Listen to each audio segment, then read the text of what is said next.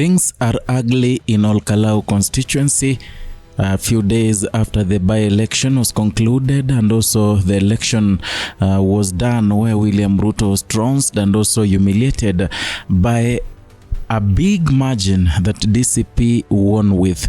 Now, reports emerging are that the people for Ol Kalou, they are hating on William Ruto to an extent that they don't want to see the UDA mobilizers who are mobilizing people to vote for the UDA candidate Samuel Mushina Nyaga. Now those who are campaigning in the grassroots are seeing fire. To an extent, they are so much shaken where the residents have threatened to lynch some of them, saying that they are betrayers of their community, betrayers of Ol Kalou constituency. According to the message that was written by Dennis Itumbi today, it is indicating that the mobilizers, the UDA mobilizers in Ol Kalou, are getting it rough, and the people for Ol Kalou, they don't want to share with them. They don't want anything to do with those mobilizers. Now they are being branded as traitors who may be attacked anytime. And now they've been evacuated by UDA through Dennis Itumbi, and now they are in safe hands. And that tells you that William Ruto is gonna have a great bad time in Mount Kenya region. So I want to take you through the message that was written by Dennis Itumbi, and thereafter we will analyze one or two things about the message he has written. Now I'm gonna quote. Now he said, "There is a troubling new brand of politics taking root in the mountain, and that is intimidation, threats, and also fear. Last night, I had to help evacuate 20 UDA mobilizers from Ruri, Ol Kalou. They were so shaken that their only request was to spend the night at a police station, believing it was the only place they could be safe. I have since arranged and paid for a hotel accommodation for them, where they remain as they await calm. This is not who we are.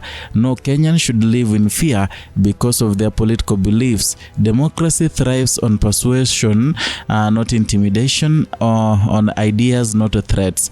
I urge the police service to move swiftly against those instigating violence, issuing threats, or terrorizing fellow citizens. The law must protect every Kenyan equally, and elections should never turn neighbors into enemies. We can compete fiercely at the ballot, shake hands afterwards, and also continue building our communities together. Hii siasa ya vitisho na kuuza uoga tuachane nayo tafadhali. We beat Joffrey in other by-elections. We embrace those who lost. Why should anyone be chased because they disagreed and lost on the ballot? Hapana."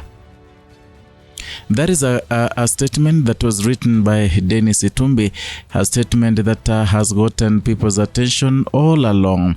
But again, there's something shed light on, saying that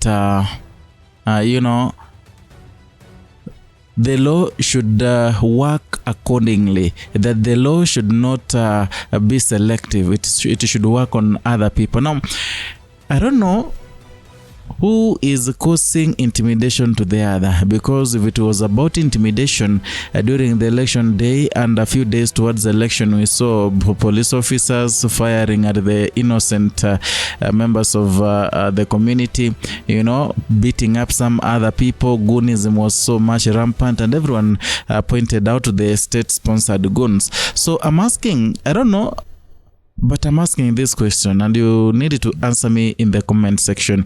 Between Rigathi Gachagua, okay, let me say, between opposition team and William Ruto's government, which one of the two is causing a lot of panic and tension and intimidation to the people, especially in Ol Kalou constituency? I really needed that answer, because I'm not getting it.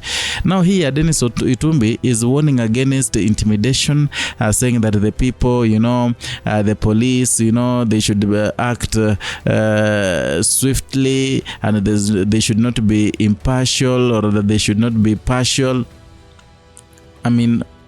How now? Because when people are being beaten in Ol Kalou, when innocent Kenyans were being chased around like stray dogs, the government never said anything. Itumbi himself never said anything.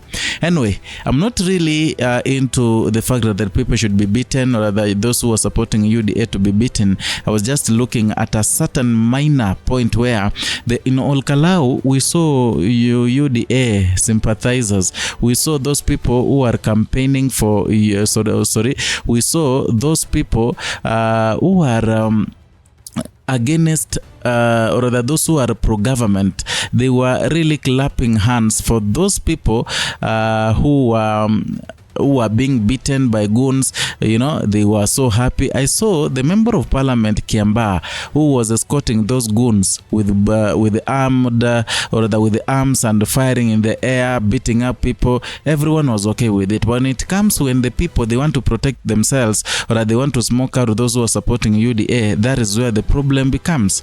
I mean, I don't know, but again, that indicates so many things. If the people of Mount Kenya now, they want to discipline those who have been supporting UDA, it is indicating a few things that I wanna talk about. Number one, going forward in 2027, if you support William Ruto, you lose friends, you become an enemy of the people.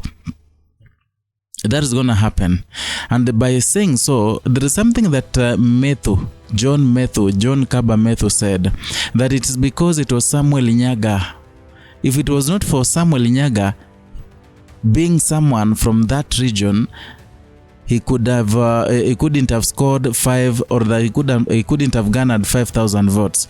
But indicated that if it was to be William Samoei Ruto, he could have gotten 0 votes. So they are working upon getting the 0 vote from Mount Kenya for William Ruto, and that can be possible because if they've started smoking out those people who have been mobilizing for UDA in that Ol Kalou constituency by-election, that tells you that people will be intimidated, people will fear coming out. Those who are in UDA, they will be coerced into joining DCP or opposition to avoid being attacked, to avoid becoming an enemy of the people, and to maintain the friendship. By so doing, if there is not even one mobilizer for UDA in Mount Kenya, that means William Ruto won't get the votes from Mount Kenya region, and that is what Rigathi Gachagua, the former deputy president, wants. He wants to revenge against the president for his impeachment, for allowing the members of parliament to impeach him, for bribing the members of parliament and the Senate to make sure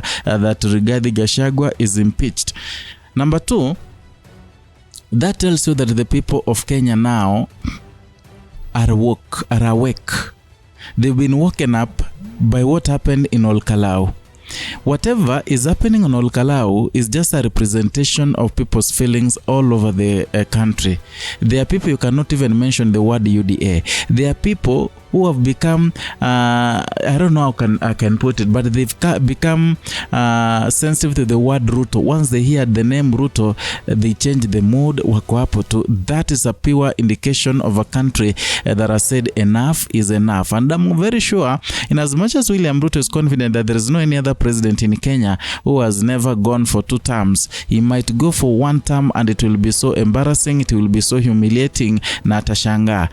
In as much as he has the system and everything, he can literally do nothing. Because if he was so keen in Ol Kalou constituency, the government had the chance and they wanted to use it. They wanted to maybe rig that election. They tried so much. That sort of intimidation using guns and everything, they only wanted to cause intimidation so that they can rig that election. But they realized the people now, they are protecting their vote and there is nothing they can do. So if the people themselves come out in good numbers to protect their vote, trust me, we shall have a very credible election 2027. I don't know what you think. I'd ask you a question. Kindly answer me in the comment section. Let us talk. Let us discuss. Perhaps we can form a basis of whatever we're going to talk about in the next video.